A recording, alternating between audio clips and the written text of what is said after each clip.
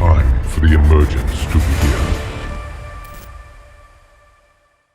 5,000 years BC, a primitive boy and his father fishing at sea when suddenly disaster strikes. The boy is rescued by extraterrestrial beings who have arrived from outer space, endowed with extraordinary powers. Monsters keep attacking primitive humans, but superheroes fight back. After defeating monsters, a spaceship lands on the shore, making the momentous first encounter between humankind and their super protectors. Superheroes are kind to people, but clueless that their rescue mission could lead to Earth's doom. 7,000 years have passed. One of the superheroines named Circe leads an ordinary life. Well, almost ordinary, considering that during this time she hasn't aged a bit. She resides in London and works as a teacher at a school. Today we'll be learning about the importance of apex predators in a balanced ecosystem. Circe is no stranger to super predators, having battled them for countless centuries. However, why has her life undergone such significant changes over the last 7,000 years? Nevertheless, strange things persist in her life, as during one of her lessons, an earthquake shakes the world. Circe hides kids under desks, magically dissolves a falling sculpture, saving the girl. Earthquake ends thanks to Circe. Students remain unharmed. In the evening, she heads to her boyfriend Dan's birthday. The guy believes that the best gift would be if Circe agrees to move in with him. However, the girl declines the offer. I think I know why. Are you a wizard? She tries to play it off as a joke, not to scare off Dan. Later, Dan escorts Circe and another supergirl named Sprite home. Sprite is stuck in a 13-year-old body for 7,000 years. Wanna be a teen forever? Not me. Sprite lives with Circe, pretending to be her younger sis. Dan has no clue what he's gotten into. They approach the river and bam, a monster emerges. Dane! Run! Circe can control inanimate matter and attempts to freeze the deviant. The friends try to escape, but the deviant catches up to them. Luckily, Sprite is a master of illusions. She creates clones of herself and Circe to confuse the monster, but the deviant figures them out and attacks. Fortunately, some unknown force intervenes, knocking it down. One of the most powerful superheroes named Ikaris appears. He possessed the ability to fly and can incinerate enemies with his gaze. This time their friends encounter an unusual deviant capable of regeneration, but Ikaris manages to drive the monster into the river. Of course, after this encounter, Circe has to confess everything to Dan. We're Eternals, from a planet called Olympia. We came here 7,000 years ago. Their mission was to protect humans from deviants. It seemed all monsters were eradicated 500 years ago, but now they are back. Dan takes the news rather calmly. He's only curious why the Eternals never helped humans against Thanos or prevent wars and disasters. We were instructed not to interfere in any human conflicts unless deviants are involved. Eternal interference would hinder humanity's progress. After defeating the deviants, the superheroes were waiting for a chance to return home to the planet Olympia. But now the Eternals will have to work again. Circe also admits to Dan that she's been in a relationship with Ikaris for 5,000 years. But 500 years ago, he inexplicably split up with her. Wise Dan takes it all in with understanding. How would you react if your loved one turned out to be a superhero? The Eternals gather at Circe's home and learn that recent earthquakes occurred all over the planet. Perhaps that's what awakened the deviants, but Circe intuitively senses that the problem runs much deeper than they initially thought. Something's happening to Earth. Can't be a coincidence. The friends decide to find the other Eternals and continue the fight against the monsters. They remember the times when they were a team and protected Babylon from the deviants many centuries ago. The Supreme Eternal named Ajax regularly communicated with the Celestial Erisham. Celestials are beings capable of manipulating matter and energy. They create galaxies and send Eternals to protect humankind. Arsham, we continue to keep Babylon safe from the deviants. Ajax admits that she has grown fond of humans and considers them special. Arisham asks her to suppress her feelings and continue the mission. Meanwhile, one of the Eternals named Phastos invents a steam engine for humans, but Ajax says the time for such technological wonders hasn't come yet, and a disappointed Phastos has to replace the engine with a plow. In the evening, after a glorious battle, the Eternals spend time with humans. Each superhero is skilled in something different. Ajax can heal wounds. Gilgamesh possesses tremendous striking power. Thinna can create any weapon using cosmic energy. Makari has super speed. Kingo shoots cosmic energy from his hands. and Droog has the ability to reconcile people in conflicts and fights. Ijak finds out that Ikaris is in love with Cersei. He's afraid his feelings might hinder the mission, but Ijak has a different opinion. But you are allowed to live a life, you know. Go tell Cersei how you feel. Filled with inspiration, Ikaris finds his beloved, who is at that moment helping humans with their daily life. Ikaris admires her and falls even more in love. I'm yours, Cersei, if you'll have me. Without any hesitation, the girl reciprocates Ikaris. In the year 408, the lovers got married. Cersei reminisces about all of this while traveling with friends in real time to visit Ajak. But the Supreme Eternal is not at home. They find her lifeless in the backyard. Ikaris is sure a deviant committed this crime. First time in 7,000 years one of us has died. I think the deviant that attacked us in London killed Ajak and absorbed her power. While Cersei bids farewell to Ajak, a sphere flies out of the Supreme Eternal's chest and transfers into Cersei's chest. She accidentally contacts Arishem in the process. The Celestial informs her that the time is almost here. Cersei doesn't get a chance to ask anything and has no idea what's happening. But it definitely means that now Cersei will become the Supreme Eternal. Ikaris hopes that Cersei's contact with Arishem was not a figment of his imagination, as Eternals sometimes experience moments of mental confusion. Everyone remembers how it happened 500 years ago. Back then, the Eternals eradicated all the deviants on the planet, but humans' lives didn't become peaceful. They got caught in constant wars. Droog could influence people's minds and make them put down their weapons, but Ajak forbade him to interfere. Witnessing this spectacle drove Thena to the brink of madness. It's too late. Everyone is going to die. After that, Thena created weapons and attacked her friends. Many of them got injured, and only super strong Gilgamesh managed to stop her. Thena regained consciousness and remembered nothing. Her incurable ailment began because her mind fragmented under the weight of millennia of memories. Ajak suggests erasing Thena's memory since that might save her from madness, but Thena pleads not to do it. Gilgamesh asks not to erase Thena's memory and promises to take care of her. Because of everything that happened, Droog loses his cool. He doesn't believe that Eternals can't interfere in wars and is tired of listening to Ajak. Droog orders humans to lay down their weapons, takes them with him, and leaves the Eternals. Ajax realizes that the time for change has come. You may all go. The deviants are gone.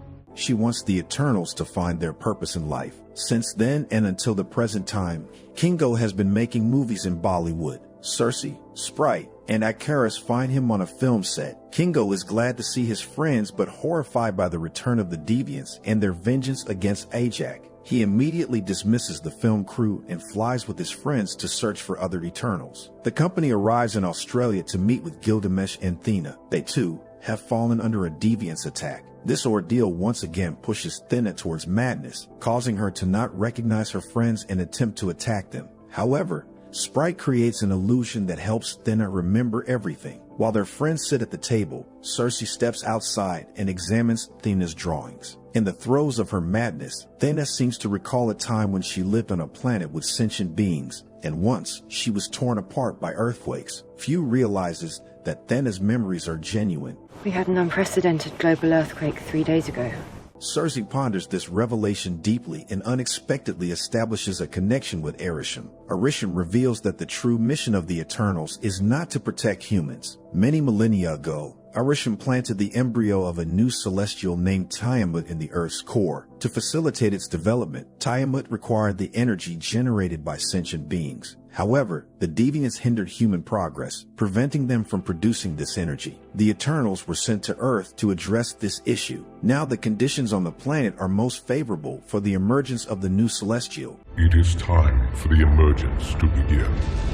Indeed, this will inevitably lead to the destruction of Earth, and all humans will vanish. However, the new celestial Tiamat will be able to create numerous new planets. It turns out that the Eternals have already participated in similar processes on other planets numerous times. After each mission, Arishem erased the memories of everyone except Ajak. So, Thena's true memories from her past life have been awakened. It's not madness. Cersei also learns that Arishem creates Eternals from artificial materials so that they cannot evolve and rebel against the Celestials. After all, the Deviants were also created by Arishem, but they evolved and became predators. Cersei is horrified by the news that Eternals don't age because they are, in fact, lifeless beings. She returns to her friends and reveals everything to them.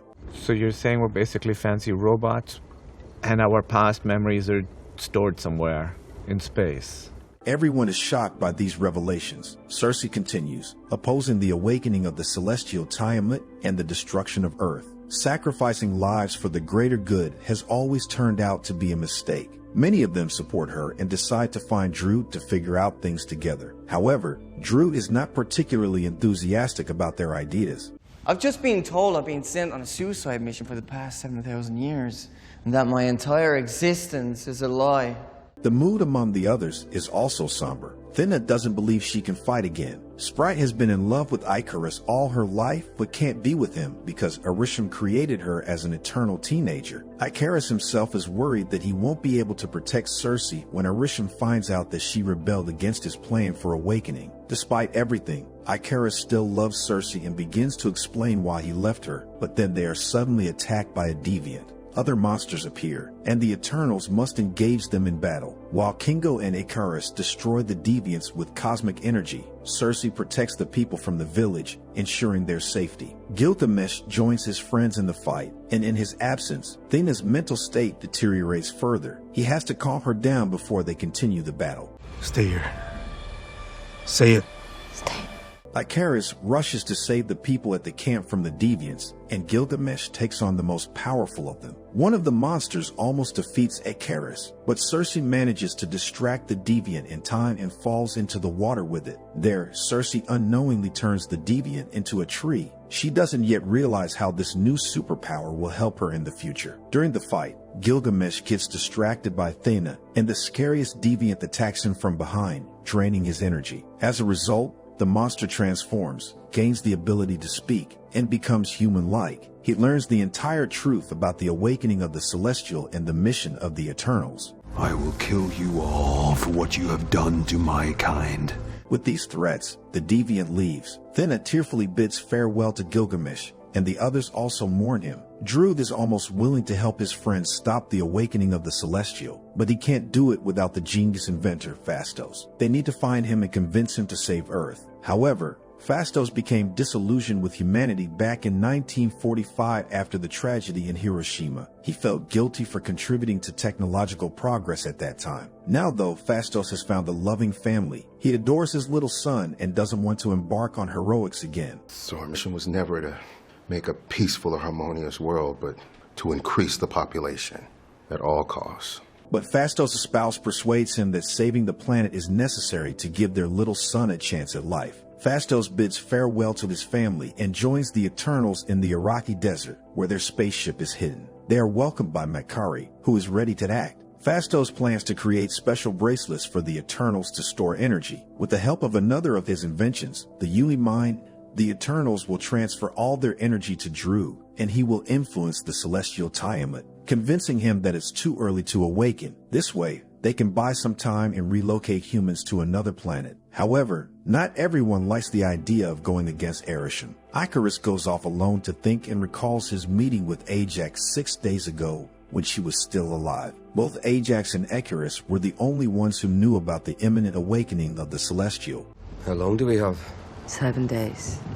Ikaris confesses to Ajax that he left Cersei because he couldn't tell her the truth about the world's demise. Ajax believes it's time for that conversation. She wants to unite the Eternals to stop the awakening. Ajax is tired of serving Arishem and has grown fond of humans, so she wants to save them. Ikaris tricks Ajax into following him to Alaska, where deviants have awakened due to glacial melting. Ikaris wants to prevent Ajax from betraying Arishem, so he leaves her to be torn apart by the deviants. The most powerful deviant absorbs Ajax's energy, and this marks the beginning of the new deviant uprising. Meanwhile, Ikaris casually returns to London to meet with Cersei. Currently, Cersei is trying to sway the guy to her side, but he thinks that the Celestials know better about how the natural course of events should unfold. It's not natural to allow all life on an entire planet to be destroyed. On one hand, Ikaris loves Cersei and wants to support her, but on the other hand, he must complete his mission. Suddenly, Cersei feels that the awakening of the Celestial Tiamat has begun. Makari quickly finds the point of awakening at super speed. Meanwhile,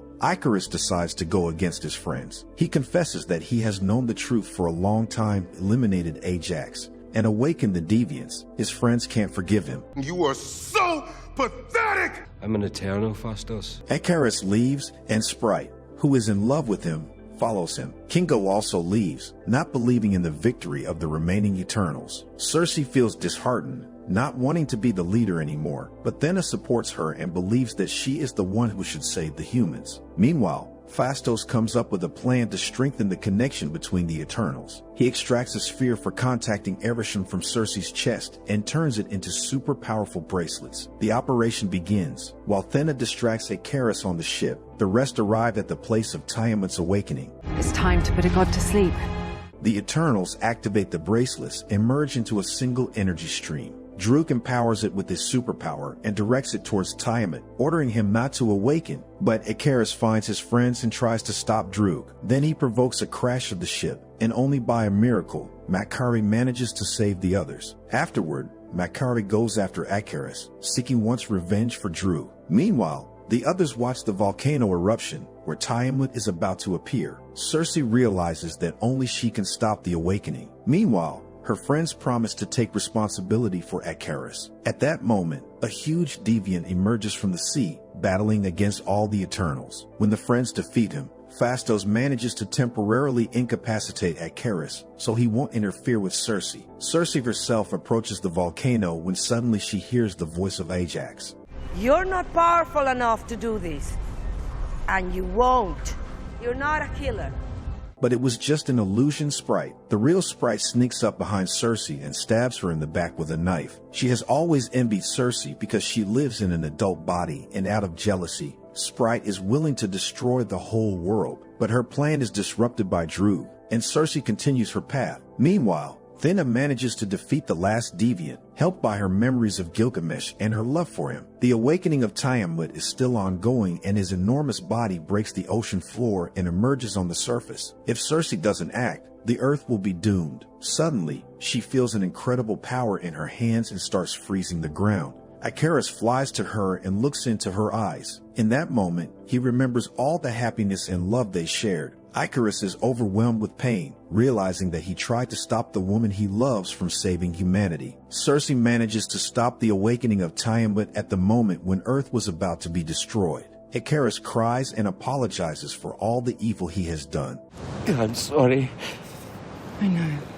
Ikaris cannot forgive himself, so he flies above the earth and rushes straight into the sun, burning in its rays. Analyzing what happened, Fastos realizes that Cersei used the energy of Tiamat himself to put him to sleep. With a little divine energy remaining, Cersei uses it to transform Sprite into a human. Finally, the eternal teenager can grow up and experience all the earthly joys of life. Sprite is thrilled to have the chance to embrace adulthood and explore the wonders of the world beyond her eternal existence. Fastos manages to fix the broken spaceship. Now Makari, Droog, and Thena head into space to find other Eternals and tell them the truth. Cersei and Kingo see off Sprite to boarding school. Now the teenage girl will be happy. Afterward, Cersei meets with her boyfriend Dan. He confesses his love for her and expresses his desire to be with her. Cersei reciprocates his feelings. As they share a tender moment, Dan starts to reveal a secret about his family. However, suddenly the skies open up, and Erisham takes Cersei, Kingo, and Fastos away from the planet. You have chosen to sacrifice a celestial for the people of this planet. Now Erisham wants to study the memories of the Eternals and decide if humans are worthy of life. Later, he will pass judgment. As their spaceship continues its quest to find other superheroes on different planets, Eros unexpectedly appears, offering his aid in rescuing their friends. The film Eternals portrays the overwhelming burden of responsibility that has been thrust upon Cersei. After living for 500 years without such concerns, she is suddenly chosen to make a decision that will shape the fate of humanity. The weight of this responsibility can indeed be distressing, and the movie showcases the emotional struggles and complexities that come with being the hero with such cosmic importance. And what do you think about this movie? Do you think it was worth sacrificing thousands of new planets for the lives of Earthlings? And which Marvel movie do you consider the best? Let's discuss it in the comments.